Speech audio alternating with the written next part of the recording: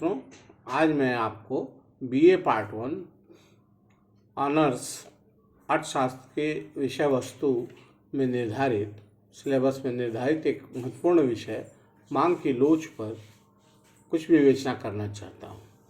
लेकिन हमने देखा है कि बहुत सारे विद्यार्थी ऐसे हैं जिनकी सोच ग्राफ तक नहीं जाती है या फिर ग्राफ खींचने, रेखा चित्र खींचने में उनको कठिनाई होती है।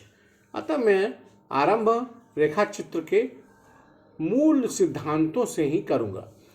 तो रेखा चित्र में दो अक्ष होते हैं। पहला होता है एक्स अक्ष अर्थात वाई अक्ष और दूसरा होता है वाई अक्ष अर्थात Y axis, X axis, Y axis. अब इसके चार अंश हो गए। जो कटान बिंदु है उसे हम मूल बिंदु या ओरिजिन कहते हैं।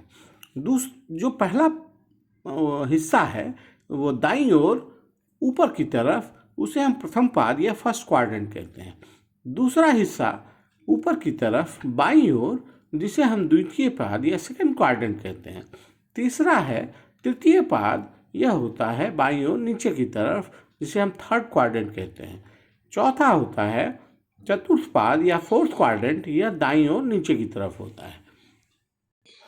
जैसा कि हम पहले देख रहे हैं कि प्रथम पाद में दोनों ही एक्स और वाई वेरिएबल दोनों ही पॉजिटिव या धनात्मक हैं।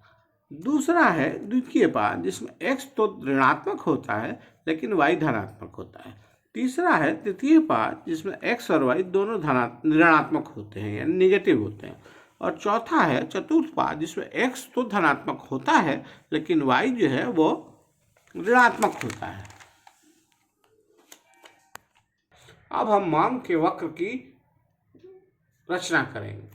मांग का वक्र प्रथम पाद में खींचा जाता है, जिसमें ये इसकी प्रवृत्ति, इसका झुकाव नीचे की तरफ होता है यानी स्लोप निगेटिव होता है। निगेटिव स्लोप से तात्पर्य यह है कि मांग और मूल्य, वस्तु की मात्रा या क्वांटिटी एक्स अक्ष पे है और वाई अक्ष पे वस्तु का मूल्य है। वस्तु के मूल्य और मांग में निगेटिव रिलेशनशिप होता है, इन्वर्स रिलेशनशिप होता है यानी उल्टा संबंध होता है। अर्थात अगर वस्तु का मूल्य बढ़ता है तो मांग की मात्रा घट जाएगी और वस्तु का मूल्य घटता है तो मांग की मात्रा बढ़ जाएगी।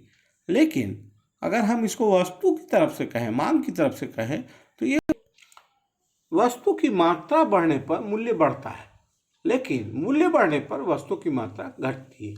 तो हम इसमें सावधानी रखेंगे कि जब भी हम मांग के नियम की चर्चा करेंगे, लॉ ऑफ डिमांड की चर्चा करेंगे, तब हमको यह देखना होगा कि हमको मूल्य की तरफ से मूल्य पहले कहना है और मांग बाद में कहना है, तब हमको सही प्रवृत्ति का अंदाजा लगेगा। और जैसा कि मैंने आपको पहले ही बताया कि मांग और मूल्य में संबंध निगेटिव इन्वर्स होता है, उल्टा होता है।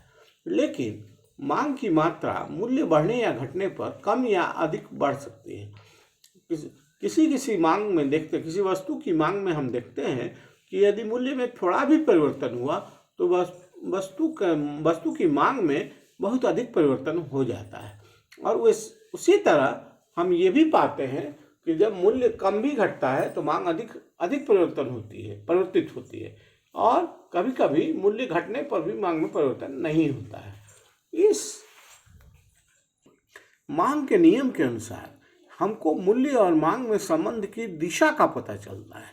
मूल्य में परिवर्तन होने पर मांग उल्टी दिशा में बढ़ती या घटती है, लेकिन हमको यह पता नहीं होता है कि मूल्य घटने पर मांग अधिक घटेगी या कम घटेगी और उसकी मात्रा क्या होगी। मात्रा की गणना करने के लिए हमको एक दूसरी अवधारणा मांग की लोच का सहारा लेना पड़ता है। मांग की लोच की अवधारणा मूलतः प्रोफेसर मार्शल द्वारा दी गई थी। प्रोफेसर मार्शल के अनुसार मांग की लोच वह दर है जिसके आधार पर मांग में मूल्य में हुए परिवर्तन के फलस्वरूप मांग में परिवर्तन कम या अधिक होता है।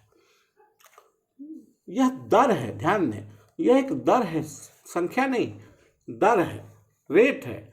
और इस रेट की गणना करने के बाद हम जब इसको मूल्य के परिवर्तन की दर को जब हम माप लेते हैं, मांग में परिवर्तन की दर को जब हम माप लेते हैं, तब उसे हम मूल्य में, उससे हम क्वांटिटी भी माप सकते हैं। इसकी अलग पद्धति है, लेकिन आज चर्चा हम मांग के लोच की गणना की और उसके प्रकार की ही करेंगे। मांग की लोच 5 प्रकार की होती है। पहला होता है पूर्णतः बेलोचदार मांग। पूर्णतः बेलोचदार मांग से तात्पर्य यह है कि मांग में परिवर्तन मूल्य में परिवर्तन